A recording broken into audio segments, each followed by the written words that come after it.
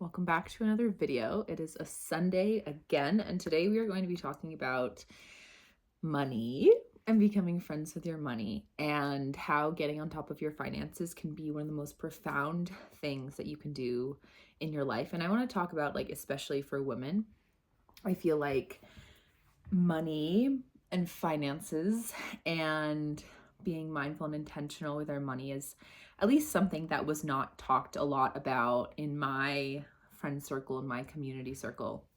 And so we're just going to talk about it. And so wanted to share a little bit of my story of how I came to be more money aware and the steps I took and how I completely changed my relationship to the money in my bank account and my relationship to spending and investing. So, the past 6 months, so like in last September in 2024, I moved to Colorado, as you heard in the last video, and I moved there with the intention of, like, I was going to be ending my corporate job and I was going to be moving into coaching and wanting to do that more full time. I was really feeling inspired at the time. So the first week of September, my job ended, and I was just kind of in this creative void, and there was a lot of time on my hands. And I kind of felt very overwhelmed by it. And so, point being, the momentum forward kind of stopped, and I kind of was in this place of like, wait, it is the like mid-October and I'm not sure how I'm going to pay my bills in November. I'm not sure I'm going to pay rent. I'm not sure I'm going to pay my car bill. I'm not sure how I'm even going to get the groceries I need to feed myself. Okay. So basically, for like that month and a half, there was, honestly, it was such a divine lesson, but there was a lot of delusion. There was a lot of like, I call it like spiritual delusion of like thinking that just like everything is going to work out and one day it's all just going to plop in my lap and like I don't really need to think about the bills next month because like one day I was just going to get like 5 paying clients and all would be well. And little to say that that didn't happen. And yeah, it was an incredibly humbling time. And so I was at this place of like being in a very tough financial position, and actually in a position where like I didn't know the way out. Like I thought I was going to have to move into my parents' house. I thought I was going to have to leave the life that I was wanting to build. And I had to ask for help.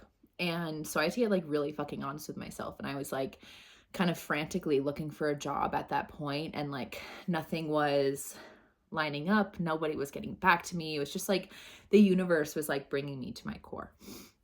And it made me really like think about a lot of things. It made me really ask the questions of like, what's the priority right now?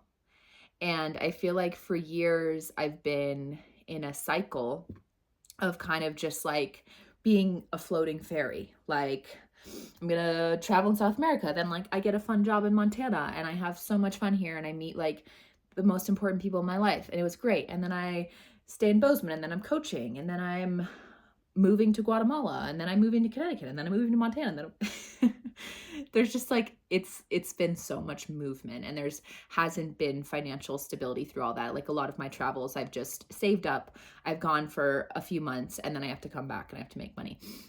So I got to the age of 24 and I was like, we're like not doing this anymore. Like this is a cycle that I've repeated so many times. And granted, it had never gotten to the point that it got to last September. But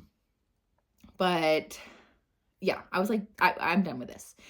And so it got to the point of being fully broken down. It got to the point of like coming to my knees in like fear and terror, like just like deep ancestral money fears of not being able to survive.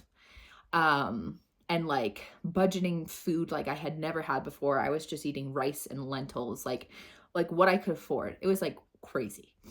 And that comes from me, like a person who like spends an absurd amount on groceries like every month because my health is something I prioritize greatly. So anyway, it was just a very jarring experience. And I was immensely humbled. And so I ended up having to ask my parents for help. And for them to lend me that money to get past November 1st bills, like I had to make a commitment to myself, like we're going to fucking figure this out, and next month we're not going to be in this situation, and I'm going to find a job, and I'm going to be able to pay everything, and I'm going to get myself in a better situation. And so it was kind of like a make or break moment, like a choice moment. Like I had a choice to move home, and I had a choice to fucking show up for myself in a way that I had never had before, and to become friends with money, to have a relationship with it. And this is where kind of more of the talk comes in. And since that time, I've like, I feel like preached this message to so many women, because this is something that I think is missing, especially in this spiritual space. And once we are able to really merge with money, money is a frequency, money is an energy that is serving us. Once we are able to recognize that, like, and we can control it, like bringing the masculine container to the fluidity, the water of the money, allows for so much more peace and stability in our lives. And so why money, I believe, is like, and financial stability is one of the like top things that needs to be talked about, is because thinking about the chakra system, right? The root chakra, the red, that is the base. That is financial stability. That is survival. That is like basic needs being met. And if your basic needs are not being met, AKA mine were not, right? I was in like that's what like really started a deep fight or flight state for me. If those primal needs are not being met, and you don't feel like you can like you have your back, and money is a huge way that we have our back. If you don't feel like those needs are being met, then like all the other parts of spiritual exploration and self-development are unable to be tapped into. Our creativity, our purpose, our confidence, our love, and our beingness that we share with the world, our expression and our realization in higher capacities. Like there's no space for any of that to happen, right?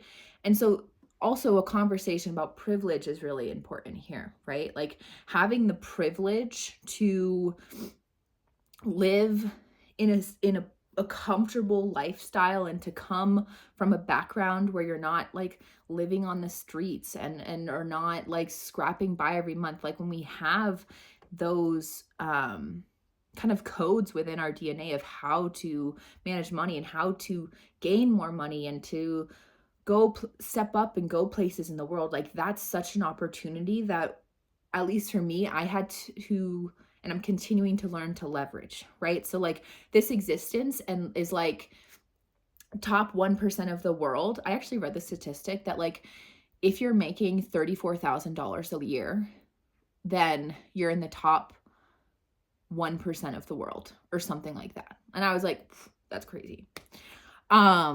So such a privileged existence, right? And so there's things that we can learn in order to, especially at least for me, a woman in my young 20s, like having to learn these lessons of how to hold myself that I wouldn't say aren't always taught. At least where I came from, like money was talked about by the boys. Like men talk about investing, men talk about money, men talk about saving, men are the providers. They're worried about saving for a house. Okay. So yeah. So once we can learn these things, once we can develop a relationship with our money where it isn't like we are at the mercy of volatile money and like holding our breath of, are we gonna be able to pay for this, and just buying whatever we want and like investing in whatever I want, that's when things really start to fucking shift. And so something I did, and I have been thinking about sharing this, but I created a spreadsheet, and I created this like spreadsheet that's really helped me. I've had so much fun with it. And basically tracking all of my expenses. Like there's all those tracking apps. I just don't like them. Like I want to do it manually. And so multiple times a month, going in and tracking everything that I am spending, taking pictures of every receipt from every grocery store, from every gas station, taking pictures of the receipts, putting them in a folder in my phone, and then multiple times per month going in and updating my spending in all the different categories on the spreadsheet. And I used to think like, oh my gosh, that sounds like such a limited mindset, like so, caring about every little cent and being really stingy. And I totally hear that perspective if you're thinking that, right? And I actually think the opposite. I think when we are aware of where our money is going and we are asking ourselves, like, do I need this, right? Like, or thinking about something for a few days before you invest in it, like, and you know where your financial situation is at before you're buying it, like that allows for an immense amount of freedom, because when we are able to trust that subconsciously and subconsciously that we have our back and we're acting in our best interest, that's when everything changes. Because I firmly believe that when we are being irresponsible with our money, when we are actively neglecting our money and neglecting the relationship, really it's an abusive relationship with money. When we are neglecting that relationship, we don't subconsciously like trust ourselves, because we are subconsciously, because we're shoving down the reality when we're buying something. Let's say you're in debt. Let's say you're investing in a $5,000 coaching program when maybe that's like a really not smart choice for you right now. Like when we're making these decisions out of like subconscious behaviors and desires, our body, and I stand by this, our body learns to not trust us because we are actively making choices that are not supporting that root chakra, that are not supporting our stability. And this is so huge. And so then once we become aware of our spending, once we like start to cherish our money that has been gifted to us and that we're also sending out into the world, once there's a relationship with that, there's so much more peace.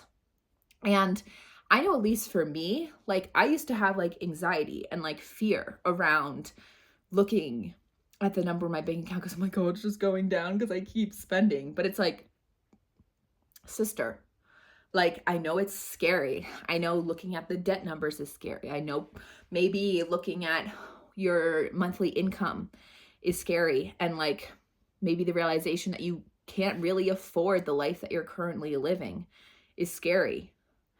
But is it scarier than the alternative? Is it scarier than like not having a trusting relationship with yourself? Is it scarier than like not showing yourself every single fucking day that like you are looking out for your best interest and you're being responsible and mature with something that is going to be like a life force, aka money, this energy that's going to allow you to continue living the life that you want? And so it's really like also shifting from short-term goals to long-term goals.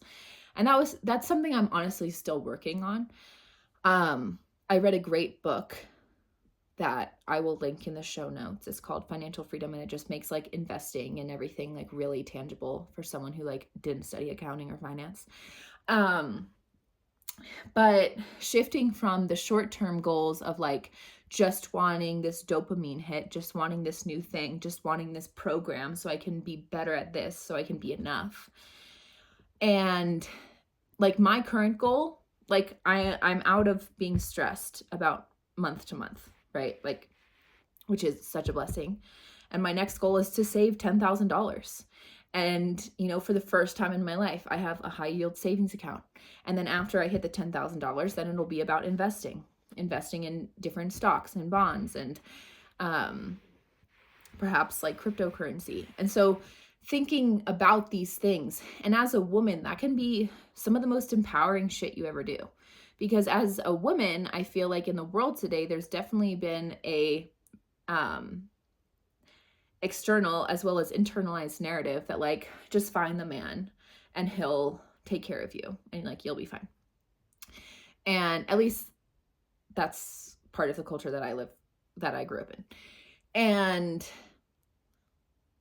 once we actually allow ourselves to understand these things ourselves, once we make friends with this elusive money thing, it is so fucking empowering. And I watched myself this past fall, winter, I watched myself pull myself out of the fucking ashes. And so like, I was in a tough financial spot, right? It was stressful. Granted, I was not in debt, right? I don't have student loan debts. I don't have, you know, crazy interest rates on my car, etc. So that is a blessing, and that is a huge opportunity that I have.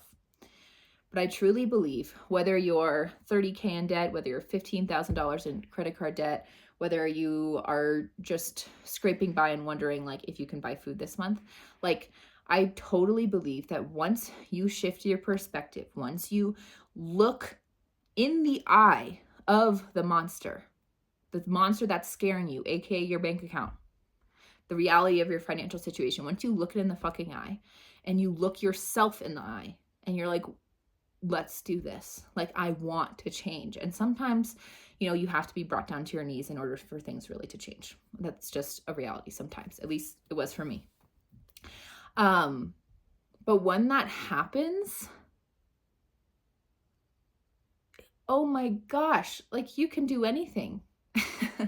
Like you can do anything. And it's in those hard moments, it's in those uncomfortable situations, it's when you look at the things that you don't want to look at and you face it and you do it and you rise from the ashes. Like you build confidence in yourself. Like I have so much more confidence in myself after the trials and tribulations of the past few months. And you know what? Like I showed up. It's not like I just got like a job that just like handed me thousands of dollars. No, I was working like 50 to 60 hours a week, right? And they were honestly low paying jobs because it was just a job that I like needed to get immediately. And it was tiring. It was tiring. Like I had one day off and I had to work really hard, and I saved and I had budgets and I stuck to things and I looked at receipts and I like did the numbers and I, you know, didn't buy that like new shirt I wanted, or like I waited for those, you know, new shoes, you know, and reducing that immediate gratification trigger that so many of us have. And so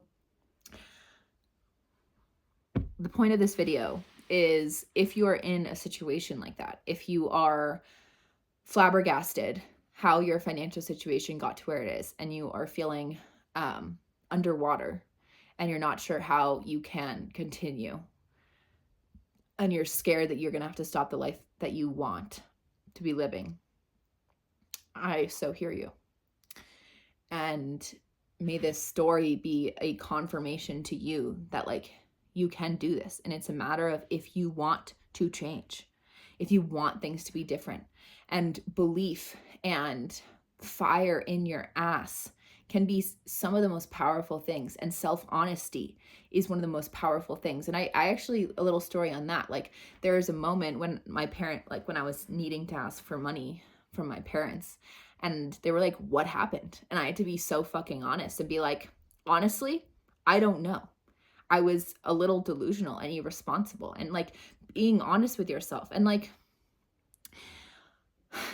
and to cap this video off, I do still believe that there can be smart investments that are stretching you, right? And there is some percentage of risk, like investing in a new program or investing in a new blah, blah, blah, or I don't know, just like sometimes, you know, you invest in things and you take the leap and you like go for it because you think it's going to be worth it.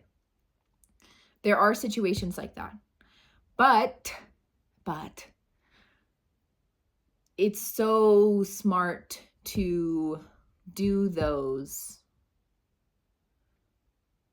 jumps when you have a backing for yourself, right? Like, and there's confidence that you can follow through. And show up, right? Because any investment, you're really like showing up for a change, and that requires you to give 110%. Um, so it's a very nuanced conversation, and this is not financial advice at all. This is just me sharing my experience and my thoughts. Um, and I guess wrapping up with where I'm at now. Let's end the video here. Yeah, where I'm at now. I mean, after leaving the portal of Colorado, I had a 6-month lease, so I left in end of February. I've been able to start putting money in savings. I went back to my corporate job. So I have a remote corporate job at a wellness startup company, which has been really great. So it's the same company I was working at before. I, was able to move to Montana, and I live with my boyfriend now. And then we're going to Peru to travel for probably 5 to 6 months, and I'll bring my job with me. And I'll work and I'll save money, and it's so much cheaper to live in South America. And so hitting that goal of $10,000 saved is going to be much easier. And, saving for buying land one day, saving for a family, saving for, our home, and saving for, different investments. Like that's my North Star right now. And I really think that it's the best thing that I can do for myself. It's the best thing that I can do for our partnership, and it's the best thing that I can do for our future family. And yeah, I mean, I think women, I think it's so attractive when women are financially aware, and rather than just grasping for the man's credit card and spending whenever they want on things that they don't need. Like, how about we become mindful and aware of our money and our spending, and ask ourselves what we really need. What do we need to live a fulfilling life? What actually makes us happy? What are the things that really light us up inside? And I guarantee that it's not going to be all the things that are bought. It's not going to be all the things that are mindlessly purchased for a little bit of dopamine. And don't get me wrong, I've fallen into that trap too. The industry really makes it easy to do that. But yeah, there's so much more out there that can fill those empty holes within our being. And for me, and my partner too, we're both pretty simple people. He's very good with his money. He lives a very simple life. He's a mountain vagabond through and through. And